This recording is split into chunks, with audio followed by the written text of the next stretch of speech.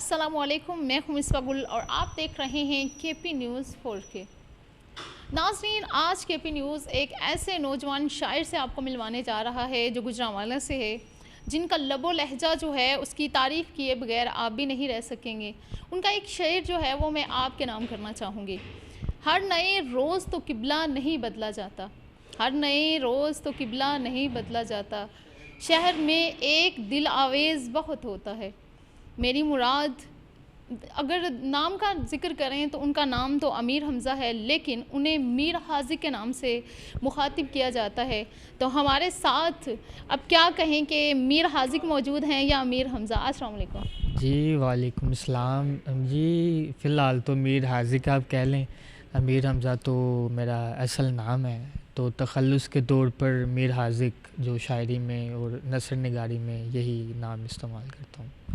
जितनी कि अभी आपकी कम उम्र है, इस उम्र में तो बच्चे जो हैं या आप यूँ कह लें कि नौजवान जो हैं वो वैसे अपनी जो मतलब तमाम उम्मीदें उनकी होती हैं फ्यूचर से, उसकी तरफ देखते हैं। तो शायरी का शौक़ किस तरह से पैदा हुआ?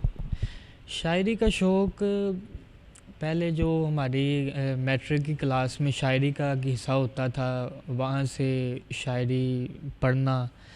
तो ऐसे शायरी पढ़ते पढ़ते कभी ऐसे पहले बेवज़न अशार कहते रहे, बड़ी कापियाँ ऐसे ही लिखते रहे बेमौजू शेर के साथ। तो आहिस्ता आहिस्ता जब शुअरा को पढ़ा तो असल शेर कहने की मतलब तलाश हुई कि ये शेर होता क्या है। तो फिर जब मुताला बढ़ता रहा तो फिर असल शेर की तरफ हम आए। तो किबला सर अमीन जान साहब से मैंने अपनी अदबी इस्लाह के लिए रुजू किया, जो कि अमीन जान साहब उनका नाम है और जान कश्मीरी साहब के वो शागिर्द हैं। तो अभी तक कितने मुशायरों में आप अपनी शायरी जो है वो पेश कर चुके हैं? वैसे तो फ़िलहाल मुशायरे देखे जाएँ तो दर्जनों मुशायरे तो ऐसे जब दोस्त अहबाब की महफ़िल में हम बैठे हों तो अक्सर शायरी की महफ़िलें लग जाती हैं। जैसे हम आपस में बैठे हों तंज़ीम के तहत, तो वहाँ बैठ के शायरी की अगर मुशायरे के देखा जाए तो वो दर्जनों मुशायरे में शिरकत करने की इस्ता हुई है हमें।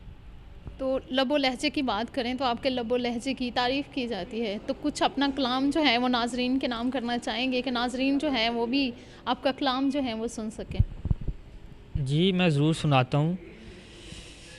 एक कहता है कि कोई बुने ना बुने शाल वक्त नाजुक की, हमें ही राज से पर्दा उठाना पड़ता है। ये शायरी है, ये शायरी है, ये कोई बुने ना बुने शाल वक्त नाजुक की, हमें ही राज से पर्दा उठाना पड़ता है। ये शायरी है तख़य्युल में सामरी जादू, कि मुर्दा लाश को ज़िंदा दिखाना पड़ता है। इतनी गहरी शायरी आप करते हैं, क्या दुख जो है वो आपके पल्ले पड़ गया जिसकी वजह से आप शायर बन गए? नहीं, दुख तो कोई नहीं ऐसा वैसा, ये सिर्फ़ एक शौक़ की बात है कि जिस हद तक हमें शौक़ था। मैं कई दफ़ा जब मैट्रिक की क्लासेस होती थी तो मैं ये कहना तो नहीं चाहता इंटरव्यू में कि तो मैं स्कूल से भागकर शायरी की किताबें मेरे पास होती, सारा दिन मैंने वो मुताला करना, इतना हद दर्जा तक मुझे शौक़ था। तो वो मुताला करते करते जब उस्ताद की तलाश में गए, उस्ताद जी ने कुछ चीज़ें बताई, रूज़ी असबाक, तो ऐसे चलते चलते शायरी का सफ़र तो आज एक मुस्तनद। अभी भी कहते हैं कि हमें बहुत सारी कमियां हैं, हमने सीखना है अभी भी। पहले तो ये होता था कि जब शुरू में शेर की एक मतलब एक जाग लगी थी तो ये था कि किताब शाया करें, हम ऐसे करें वैसे करें, बड़ा एक ज़ौक़ दिल में आना। जब से ये शेर कहने का एक मतलब मुकम्मल तरीके से एक फ़न आया तो तब से ये चीज़ नहीं कि यार अभी हम इस काबिल नहीं कि किताब लाएं, अभी बहुत सारा हमने सीखना है। तो ये बताएं कि आप पढ़ते किनको हैं, कौन से शायर को आप पढ़ते हैं, किस तरह की शायरी जो है आपको पढ़ते हैं, और इस तरह सोचना, इतनी दूर जाके और इतना गहरा सोचना, ये किस तरह से पॉसिबल होता है? क्योंकि इतने पेचीदा अल्फाज जो हैं वो बोलना और उनकी पेचीदगी को समझना। देखें, मैं पढ़ने के लिहाज से तो मुताला तो मेरा अनगिनत रातों का है। जब जैसे मैं बात कर रहा हूँ कि एक शौक़ की हद तक जिस इंसान को किसी चीज़ का शौक़ होता है तो फिर वो हद दर्जा मेहनत में उसके अबूर हासिल करता है। तो शायरी का शौक़ था जिसमें मैं क्लासिकल शायरी ज़्यादातर मैं पढ़ता हूँ, जैसे गालिब, मीर, और जदीदियत में मोहसिन नकवी, नासिर काज़मी, अहमद फराज, ऐसे शायरों को मैंने मुताले में वैसे भी काफ़ी शायरों को पढ़ा है, जो जिनमें ज़्यादातर गोताज़न रहता हूँ वो ये शुअरा हैं। और नसर निगारी में मैंने हज़रत वासिफ़ अली वासिफ़ को पढ़ा, उनकी गुफ्तगू और के वॉल्यूम्स जो भी उनकी तनसीफ़ हैं वो सब मैंने जो सना मुताला में रखी। अभी तक कितने अशआर जो हैं वो लिख चुके हैं, या फिर गज़ल वगैरह जो हैं वो भी लिखते हैं, पढ़ते हैं? अशार तो ये नई इल्म के कितने लिखे हैं, कापी पे ही दर्ज हैं, कुछ मोबाइल्स में तो कापी में रजिस्टर रखा हुआ है, वहाँ पे अशार पड़े हुए हैं। गज़लें कम से कम इस टाइम 45 गज़लें हो गई होंगी, तो जो अभी इस्लाह के तौर पे अभी इस्लाह नहीं हुई वो भी काफ़ी गज़लें पड़ी हुई हैं, जिनकी अभी इस्लाह उस्ताद जी से लेनी है। जो मुकम्मल इस्लाह शुदा गज़लें पास हैं अरूज़ी लिहाज से आहंग से मुकम्मल कंप्लीट हैं, वो 45 गज़लें अभी तक जो लिखी हुई हैं। तो अभी कोई और अपना शेर जो आप नाज़रीन के नाम करना चाहें? मैं गज़ल सुनाता हूँ अपनी, कि ये तो तय है कि इत्र बेज़ बहुत होता है, ये तो तय है कि इत्र बेज़ बहुत होता है, हुस्न जैसा भी हो जाँ खेज़ बहुत होता है, उस परी ज़ात का वो लम्से मोहब्बत तौबा, ऐसा खंजर है मियाँ तेज़ बहुत होता है। पहले वक्तों की मुलाकात में आसानी थी, इस ज़माने में तो परहेज़ बहुत होता है, उसके चेहरे की कसम खा के दुआ मांगेंगे, वो हमा वक्त ही ज़रखेज़ बहुत होता है। हर नए रोज़ तो किबला नहीं बदला जाता, शहर में एक दिलावेज़ बहुत होता है, उस मुजस्सम की पजीराई भी क्या खूब है, वो ज़ख्म देता है तो लबरेज़ बहुत होता है। क्या बात है! अभी आपका क्या ज़हन है कि फ्यूचर जो है वो इसी शायरी में आप एक मुकम्मल शायर बनेंगे, या फिर कुछ और भी ज़हन में है, डॉक्टर बनोगे? कुछ होती है ख्वाहिश इंसान की, आपकी क्या ख्वाहिश है? देखें जी, मुकम्मल शायर तो कोई भी नहीं, जो इंसान वो हर एक जो बड़े शौरा होते हैं वो ख़ुद को जो इंसान अभी कहते हैं कि हम सीख ही रहे हैं, शायर तो मुकम्मल कोई नहीं होता। तो बैचलर ये स्टडी बीएस उर्दू मेरी जारी है, तो मैं एज आ लेक्चरार आगे फ्यूचर का सोचा है कि उर्दू को जितना हमसे हो सका कि उर्दू को हम प्रमोट करेंगे, जितना हमसे हो सका। तो गुजरांवाला से अगर आप बात करें तो मतलब एक आप नौजवान जो हैं वो सामने आए हैं एक शायर के रूप में, तो जो शायर आपको देख रहे हैं, जो नौजवान हैं, जो ये समझते हैं, जिनके वालिदैन ये समझते हैं जी बच्चा शायरी कर गया, बिगड़ गया, तो उनको क्या मैसेज देना चाहेंगे जो सुन रहे हैं? नहीं, ये देखें, हर इंसान का एक अपनी सोच और अंदाज़ होता है। हाँ, ये बड़े कहते हैं कि यार शायरी इंसान को ना गरीब कर देती है, तन्हा कर देती है।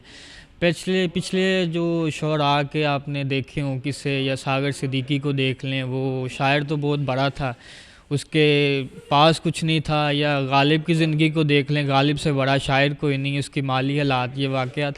तो इंसान ने अपने आप को खुद स्टैंड करना होता है। ये तो बस एक रवायात बन चुकी हैं कि शायर मतलब भूखे मरते हैं, तो ऐसा कोई नहीं है। तो शायरों में अगर अमीर शायर भी बहुत हैं जिनके पास सारा, तो इंसान की ये अपनी ज़ाती आदत से वो कितना अंदर से तन्हा है, या कि वो क्या करना चाहता है, वो उसकी अपनी एक सोच होती है। तो ये गलत है कि शायरी गरीब कर देती है या शायरी तन्हा कर देती है। लेकिन ये भी तो लोग कहते हैं ना, जिसका दिल टूट जाता है वो शायर बन जाता है, तो आपका भी दिल टूटा है? नहीं, दिल टूटने से नहीं। जैसे देखें, हर वो चीज़ जिसकी आपको लगन हो जाए, जिसकी आदत हो जाए, वो मोहब्बत कहलाती है। बस ये जिसके साथ शायरी के साथ लगन है, इसकी आदत हो गई है, बस इसमें रहना बहुत अच्छा लगता है, पसंद मतलब मरूब है ये। अभी पढ़ते भी हैं आप? कौन सी क्लास में? मैं बीएस उर्दू कर रहा हूँ, उर्दू लिटरेचर में, इस्लामिया कॉलेज से। और अदब से जिस तरह के आपका रुझान सारा अदब की तरफ है, तो यही पर्पज़ था कि आप बीएस जो है वो अदब से ही वाबस्ता जो मज़ामीन हैं उनको आपने सेलेक्ट किया? जी, बीएस इसलिए ही मैं कर रहा हूँ ताकि जो मेरी खामियाँ, गलतियाँ, तलफ़ुज़ और काफ़ी शुअरा, अफ़साना, तो नावल्स वगैरह कई ऐसी चीज़ें हैं जो हमारे तक रसाई हासिल नहीं हो, ऐसी काफ़ी चीज़ें होती हैं जो हम आम किताब पढ़ें तो हम उसे पूरी नहीं पढ़ते, तो कहते हैं कि यार छोड़ दो। और अब ये चीज़ें हमारे निसाब में हैं, इसमें से पेपर आएगा, अब हम इसे सारी जो है ना मुकम्मल पढ़ेंगे और काफ़ी चीज़ें हमें इस लेवल से हमें हासिल होंगी। अपने ज़ौक़ को ही तरजीह देने के लिए BS उर्दू को मैंने मुंतखब किया। नाज़रीन, आपने मीर हाजी की बात सुनी। ये एक नौजवान शायर हैं गुजरांवाला से, और गुजरांवाले के लिए ये बड़ी एहसास की बात है कि इतनी कम उम्र में इस तरह से लिखना और लबो लहजा जो है, वाह क्या कहने। अभी अगर मैं बात करूं तो मैं अभी स्केचअप आर्ट गैलरी जो है गुजरांवाला में, इसमें मौजूद हूं। ये गुजरांवाला की वाहिद आर्ट गैलरी है जहां पे मुख्तलिफ स्केचेस जो हैं वो बनाए जाते हैं। तो नाज़रीन, मैं अभी स्केचअप आर्ट गैलरी जो है यहाँ पे मौजूद हूँ। यहाँ पर मुख्तलिफ मुशायरे जो हैं वो करवाए जाते हैं, और शायर जो हैं यहाँ पे आकर शायरी करना पसंद करते हैं। तकसीम हिंद से लेकर अभी तक अगर बात करें तो जो सबसे फेवरेट जगह जो है वो समझी जाती है वो शायरों के बैठने की जगह है। यहाँ वहाँ पे बैठकर तमाम जो लोग आते हैं वो ना सिर्फ अपनी शायरी जो है वो दूसरों को सुनाते हैं, बल्कि उसको बड़ा इंजॉय किया जाता है। तो अभी हाफिज़ आदिल साहब हमारे साथ मौजूद हैं, और मैं बताती चलूँ कि गुजरांवाला में स्केचअप आर्ट गैलरी एक वाहिद आर्ट गैलरी है। इसके अलावा गुजरांवाला में कोई भी आर्ट गैलरी नहीं। यहाँ पे जो स्टूडेंट्स हैं उनको यहाँ पे सिखाया जाता है। अस्सलाम वालेकुम। वालेकुम सलाम। सबसे पहले तो आप आर्ट गैलरी के हवाले से हमें बताएं कि यहाँ पे कितने बच्चे जो हैं वो आर्ट सीखते हैं, और इस तरह का जहन में ख्याल जो है वो किस तरह से आया। देखिए, बड़े खुशकिस्मत लोग होते हैं जो बचपन से जिस शौक़ को लेके चलते हैं, वक्त गुज़रने के साथ साथ उसे ही अपनी ज़िंदगी का हिस्सा बना के उसी शोबे से मुंसलिक हो जाते हैं। मैं उन खुश नसीबों में से एक हूँ।